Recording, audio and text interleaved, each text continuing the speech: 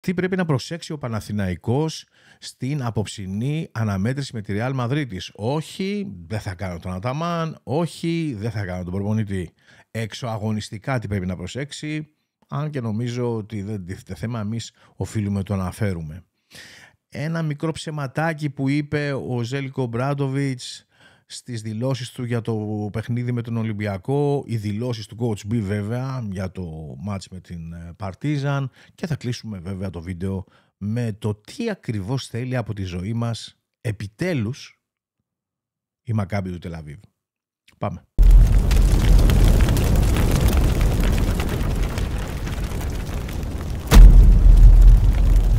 Η αναμέτρηση του Παναθηναϊκού με τη Real Madrid είναι πάρα πολύ σημαντική και για τις δύο ομάδες.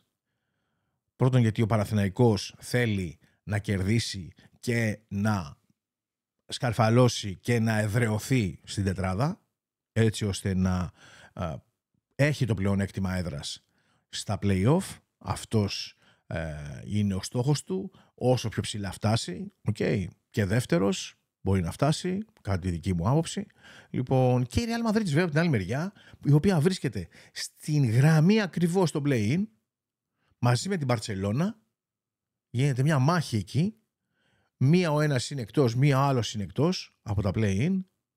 Έχει χωθεί από πάνω τους η Ολύμπια και αυτοί προσπαθούν να ρίξουν για να μπουν και οι δύο στη διαδικασία της διεκδίκησης μιας θέσης στην οκτάδα. Η Sport χθες λοιπόν έγραψε το εξής: δυσαρέσκεια και νεύρα στη Real Madrid πριν τον Παναθηναϊκό. Ρεπορτάζ της Ισπανικής Εφημερίδας καταγράφει το τεταμένο κλίμα στα αποδυτήρια της Real Madrid ενόψει του αυριανού μάτς στο ΟΑΚΑ με τον Παναθηναϊκό, έγραψε χθες ο Sport FM. Η Sport λοιπόν τι γράφει? Ότι η Real Madrid ουσιαστικά είναι ένα μπάχαλο στα αποδυτήρια. Γιατί έχουν γίνει πολλά. Πολύ γκρίνια, δυσαρέσκεια γενικώς από την πορεία της ομάδας. Υπάρχουν παίχτες οι οποίοι ήρθαν και έφυγαν, και όπως ας πούμε ο Μέις ή ο Ντένις Σμιθ Jr., που ο Ντένις Σμιθ κανένας δεν κατάλαβε πότε ήρθε, πότε φεύγει, πότε απέτυχε, πότε δεν τους κάνει. Κανένας δεν ξέρει τι συμβαίνει εκεί μέσα. Πάντως τα πράγματα δεν φαίνονται πάρα πολύ καλά. Πολύ γκρίνια από παίχτες που δεν έχουν λεπτά συμμετοχής όπως ο Σέρτζι Μπάκα. Ας ερχόσαι στον Παναθηναϊκό, φίλε. Sorry. Κάτσε εκεί τώρα να γκρινιάζεις. Λοιπόν, εν πάση περιπτώσει, η Sport λοιπόν περιγράφει μια Real Madrid που δεν είναι καλά στα αποδυτήρια. Οκ. Προσέξτε, στα αποδυτήρια. Αυτό όμως είναι κάτι το οποίο μπορεί να είναι και όπλο για τη Real Madrid αν το πάρουν της μετρητής οι άνθρωποι του Παναθηναϊκού, οι παίχτες, το τεχνικό team και διάφορα τέτοια. Okay. Κανένας φυσικά σοβαρός δεν πρόκειται να μπει στη διαδικασία αυτή, γιατί ξέρει ότι το πληγωμένο θηρίο είναι το πιο επικίνδυνο θηρίο. Η Real Madrid μπορεί να παίζει μπουνιές στα αποδυτήρια, όμως στο glass floor και στο παρκέ, στον αγωνιστικό χώρο, μπορεί να σου κάνει τεράστια ζημιά. Πολύ μεγάλη προσοχή λοιπόν. Okay. Να παίξει ο Παναθηναϊκός την καλή περιφερειακή του άμυνα, να προσπαθήσει να περιορίσει τον Καμπάτσο, οργανωτικά, εκτελεστικά, οργανωτικά ουσιαστικά, τις 45 μοίρες του, έτσι, Χεζόνια, Μούσα και τα υπόλοιπα, και φυσικά να κάνει όσο καλύτερη δουλειά μπορεί κάτω από το καλάθι. Πάμε τώρα στην αναμέτρηση του Ολυμπιακού με την Παρτίζαν, με τον Ζέλικο Μπράντοβιτς να κάνει κάποιες δηλώσεις για την επερχόμενη αναμέτρηση με την ομάδα του Γιώργου Μπαρτζόκα. Ο Ζότς, ο οποίος βέβαια δεν μάσησε τα λόγια του, είπε τα καλύτερα για τον Ολυμπιακό. Παίζουμε απέναντι σε μια ομάδα σε εξαιρετική κατάσταση που κυριαρχεί στην Ευρώπη. Έχει πολύ καλό ρόστερ, γεμάτη σε όλες τις θέσεις. Μπορείτε να δείτε τι κάνει ο προπονητής τους, πόσες διαφορετικές εκδοχές του παιχνιδιού χρησιμοποιεί, που δείχνει πόσο απαιτητικό παιχνίδι μας περιμένει. Φοβερό credit δίνει ο GOAT στον Coach B. Εμείς βέβαια θα παίξουμε με τη μεγαλύτερη δυνατή διάθεση. Ξέρουμε πόσο δύσκολη η ατμόσφαιρα μας περιμένει. Πάμε να παλέψουμε, λέει ο Ζότς. Για το Βεζένκοφ και το Φουρνιέ. Δεν είναι μόνο ο Βεζένκοφ και ο Φουρνιέ. Είναι η καλύτερη σκόρερ, αλλά η δύναμη της ομάδας τους είναι ότι έχει ποιότητα σε όλες τις θέσεις. Παίζουν ως ομάδα. Ο Βεζένκοφ δεν πιέζεται για να σκοράρει. Ο Φουρνιέ έχει παίξει 12 χρόνια στο NBA, λέει ο Ζότς. Το μεγαλύτερο προσόν τους είναι η ανιδιοτέλεια στο παιχνίδι. άψογα. Μέχρι εδώ άψογα. Και εδώ είναι το μικρό ψηματάκι. Δεν νομίζω ότι αυτό είναι το πιο σημαντικό μάτς για μας. Κάποια άλλα είναι τέτοια. Ο Ολυμπιακός δεν είναι άμεσος αντίπαλός μας, όπως η Μπαρτσελώνα, η Ρεάλ, η Μπάγερν και η Ζάλγκιρις. Οκ, coach, αλλά εδώ δεν μας τα λες πάρα πολύ καλά. Γιατί μία νίκη από του Ολυμπιακού θα δώσει στην ομάδα σου πολύ σημαντικό πλεονέκτημα. Ναι, η Μπαρτσελώνα, η Ρεάλ, η Ζάλγκιρις και η Μπάγερν είναι όλες αυτές άμεσες ανταγωνίστριες, θα έλεγα, της Παρτίζαν. Και βέβαια δεν θα παίξει η Παρτίζαν με όλες αυτές στις επόμενες αγωνιστικές. Άρα χρειάζεται να κάνει κάποια εκτός προγράμματος νίκη για να μπορέσει να αποκτήσει πλεονέκτημα. Άρα λοιπόν είναι εξίσου σημαντικό μάτς. Αυτή είναι η άποψή μου. Νομίζω ότι εδώ ήθελε λίγο ο Ζότς να ρίξει λίγο την ένταση, τους τόνους, το βάρος, δεν ξέρω, για το παιχνίδι. Για το αν έχει δώσει ξεχωριστές οδηγίες για τα μαρκαρίσματα σε Βεζέγκο και Φουρνιέ, αυτή ήταν η βλακώδης ερώτηση της ημέρας. Φυσικά, λέει, έχουμε δώσει ξεχωριστές οδηγίες για τα μαρκαρίσματα σε Βεζέγκο και Φουρνιέ, αλλά δεν θα τις αποκαλύψουμε, τις κρατάμε για αύριο. Ρε παιδιά, είναι δυνατόν? Ρωτάτε τον Ομπράντοβιτς αν έχει ξεχωριστές οδηγίες για τα μαρκαρίσματα του Βεζέγκο του Φουρνιέ.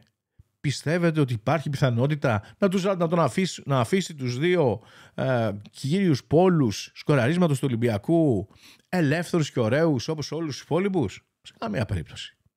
Τέλος πάντων, πάμε τώρα να μιλήσουμε και για τις δηλώσεις του Coach B, γιατί και ο Coach B μίλησε και μάλιστα και αυτός είπε πάρα πολύ ωραία και σωστά πράγματα. Είπε ότι πρόκειται για την ομάδα με τα περισσότερα κλεψίματα, βάζουν τα χέρια τους στην μπάλα, προστατεύουν το καλάθι τους και γενικά έχουν επιθετική άμυνα. Αυτό που έχουμε πει 1.000.000 φορές, αυτή είναι η καλύτερη άμυνα, η άμυνα στην οποία η ομάδα σου βάζει τα χέρια στην μπάλα και έτσι εμποδίζει την κυκλοφορία της μπάλας. Δηλαδή δυσκολεύει τον αντίπαλο να κυκλοφορήσει την μπάλα. Ο Ολυμπιακός βασίζεται πάρα πολύ στην κυκλοφορία του. Πρέπει να κάνουμε καλά όσα δεν κάναμε στο τελευταίο 5 λεπτό του πρώτου μάτς, λέει ο Coach B. Βέβαια, είχαμε πάει χωρίς το Βεζένκοβ εκεί, με το Φουρνιέ άρρωστο. Ήταν μια ειδική κατάσταση, λέει, για το πρώτο παιχνίδι. Είχαμε season low σε πολλά πράγματα, στο πόσο σκοράραμε, τι ποσοστό είχαμε, τι assist δώσαμε. Τώρα πρέπει να κάνουμε το αντίθετο. Να παίξουμε με ταχύτητα, να πασάρουμε περισσότερο, να εκτελέσουμε καλύτερα. Πολύ σωστά. Και κλείνει λέγοντας: στο πρώτο παιχνίδι είχαμε 21% στο τρίποντο, αν θυμάμαι καλά. Όταν στο δίνουν, πρέπει να εκτελέσεις καλύτερα. Γιατί η Παρτίζαν το έδωσε το τρίποντο σε εκείνο το παιχνίδι στον Ολυμπιακό. Απλά δεν τα έβαλε ο Ολυμπιακός. Γενικά πρέπει να κάνουμε ένα καλό παιχνίδι απέναντι σε έναν αντίπαλο που παλεύει να μπει στα playoffs με καλές πιθανότητες, κατά τη γνώμη μου. Και πρέπει να είμαστε έτοιμοι, γιατί κάθε παιχνίδι είναι πάρα πολύ σημαντικό. Πάρα πολύ ωραία, πάρα πολύ σωστά και όπως βλέπετε υπάρχει και ο ασταθμητός παράγοντας. Αυτό λέει εδώ ουσιαστικά ο Coach B, ότι ναι, θα μας δώσουν κάποια shoot. Ελπίζω να μην έχουμε πάλι 21%, γιατί άμα έχουμε 21% θα έχουμε πρόβλημα. Έτσι δεν είναι? Έτσι ακριβώς είναι. Προσωπική μου άποψη, και ο Παναθηναϊκός και ο Ολυμπιακός θα κερδίσουν. Για να δούμε. Πάμε τώρα να κλείσουμε με το θέμα της Μακάμπι. Τι ακριβώς θέλει από τη ζωή μας η Μακάμπι του Τελ Αβίβ? Ξαφνικά λοιπόν, και ενώ θέλουμε 7 αγωνιστικές για να τελειώσει η κανονική σεζόν, η Μακάμπι θέλει να γυρίσει, λέει, στο Τελ Αβίβ, να πάει στο Γιάντε Λιάου. Γιάντε Λιάου είναι βασικά η συνοικία στην οποία βρίσκεται το γήπεδο της. Σε πάση περιπτώσει, έτσι το ξέρουμε από παλιά, Γιάντε Λιάου. Λοιπόν, να πάει να παίξει, λέει, τα παιχνίδια που της μένουν. Και φυσικά, με το που το άκουσαν αυτό κάποιες ομάδες, αντέδρασαν άμεσα. Πάρα πολύ φυσιολογικό. Ο πρώτος που αντέδρασε ήταν ο εκπρόσωπος της Βιλερμπάν. Ο δεύτερος που εξέφρασε ανησυχίες ήταν της Bayern. Ο Παναθηναϊκός όμως ήταν αυτός ο οποίος ξεκαθάρισε αμέσως ότι, κοιτάξτε να δείτε, εμείς δεν πάμε να παίξουμε εκεί. Τέρμα. Δεν πάμε να παίξουμε στο Γιάντ Ελιάου. Γιατί? Για πολλούς και διάφορους λόγους. Τουλάχιστον 4 σκέφτομαι. Πρώτον, για ηθικούς λόγους. Οκ, ξέρετε τι σημαίνει αυτό. Δεύτερον, για αγωνιστικούς λόγους. Ο Παναθηναϊκός θα πάει να παίξει εκεί και οι υπόλοιποι δηλαδή θα έχουν παίξει με τη Μακάμπι στο Βελιγράδι? Είναι αυτό δίκαιο? Είναι αυτό δίκαιο για τον Παναθηναϊκό και για τις υπόλοιπες ομάδες που θα κληθούν να πάνε στο Τελ Αβίβ να παίξουνε? Σε καμία περίπτωση. Επειδή δηλαδή τώρα θυμήθηκε η Μακάμπι ότι πρέπει να πάει να παίξει εκεί πέρα κάτω, θα πρέπει να αλλάξει όλο το στάτους της διεξαγωγής της κανονικής σεζόν? Σε καμία των περιπτώσεων. Ο τρίτος λόγος είναι θέμα ασφαλείας. Υπάρχει αυτό? Ναι, οκ, κατά πάσα πιθανότητα, αν πας στο Τελ Αβίβ να παίξεις, δεν θα γίνει κάτι. Το ξέρεις όμως. Μπορεί να το εγγυηθείς. Και αν γίνει κάτι, μετά από ποιον θα ζητήσεις ευθύνες? Ποιος θα αναλάβει τις ευθύνες? Και τι θα τις κάνεις και τις ευθύνες? Και το τέταρτο και το πιο σημαντικό είναι ότι για ποιο λόγο όλη αυτή η κάψα να κατέβει μια ομάδα αδιάφορη να παίξει στο Τελ Αβίβ. Να πεις ότι είχε κάποιες ας πούμε βλέψεις για τα play-in, να πω εντάξει. Παραπέει φέτος. Για πολλούς και διάφορους λόγους. Έχασε όλη της την ομάδα, παίζει μακριά από την έδρα της, είχε τραυματισμούς, δεν της βγήκε το project, δουλεύει ακόμα, χτίζεται. Εφόσον λοιπόν δεν έχεις κανένα απολύτως αγωνιστικό, βαθμολογικό θα έλεγα ενδιαφέρον, γιατί κάνεις όλη αυτή τη φασαρία? Θέλει, λέει, να προετοιμαστεί, λέει, για την επόμενη σεζόν και διάφορα τέτοια. Ναι, αλλά τα σχέδιά σου όμως έρχονται σε άμεση σύγκρουση με το γενικότερο στάτους και την δικαιοσύνη που πρέπει να επικρατήσει στην κανονική σεζόν μέχρι το τέλος. Υπάρχουν κι άλλα βέβαια, τώρα κάνει πάρα πολλές αλλαγές η Μακάμπι, έχει μπει σε μια φάση ανανέωσης, έφυγε ο παλιός GM που είχε, που ήταν Ισραηλινός, τον είχε πολλά χρόνια, ψάχνει τώρα ένα καινούριο GM από Ιταλία μεριά, ένας από αυτούς είναι ο Κλαούντιο Κολντεμπέλα, τον ξέρετε τον Κλαούντιο Κολντεμπέλα, από τη θητεία του και στην ΑΕΚ και στον ΠΑΟΚ που έχει παίξει, είναι γνωστός ο Κλαούντιο Κολντεμπέλα. Γενικώς προσπαθεί η Μακάμπι να κάνει κάποιες αλλαγές, αλλά μέχρι ένα σημείο.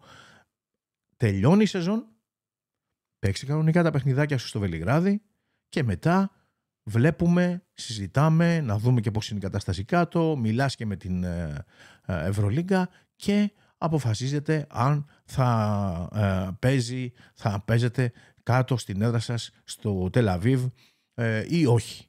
Αυτή τη στιγμή αυτό που θέλει από τη ζωή μας η Μακάμπι είναι βασικά δεν θέλει τίποτα. Κοιτάει μόνο το δικό της συμφέρον και δεν την ενδιαφέρει τίποτα άλλο. Όχι. Αυτό δεν πρόκειται να γίνει και πολύ καλά έκανε ο Παναθηναϊκός που το ξεκαθάρισε ότι δεν θα πάει να παίξει και πολύ καλά κάνουν και οι υπόλοιπες ομάδες γιατί υπάρχουν πλέον αντιδράσεις από όλες τις ομάδες για αυτό που προσπαθεί να δρομολογήσει η ομάδα του Τελ Αβίβ. Τίποτα άλλο. Να πω βέβαια ότι είμαστε στους 28.200 κάτι subscribers και βέβαια εάν σας αρέσει και παρακολουθείτε το κανάλι και τα βιντεάκια αυτά του σχολιασμού αλλά και τα live stream τα οποία κάνουμε συνεχώς, μπείτε στη διαδικασία. Είμαστε στο δρόμο για τα 30.000 subs. Ξέρετε τι σημαίνει αυτό? Ότι θα θεραπευτώ. Το OCD μου θα περάσει και θα με βοηθήσετε απίστευτα, έτσι, να μην υποφέρω βλέποντας αυτό το διάρρη μπροστά, το οποίο με ταλαιπωρεί. Οκ. Τα λέμε στο live. Μην λείψει κανείς. Χαιρετώ.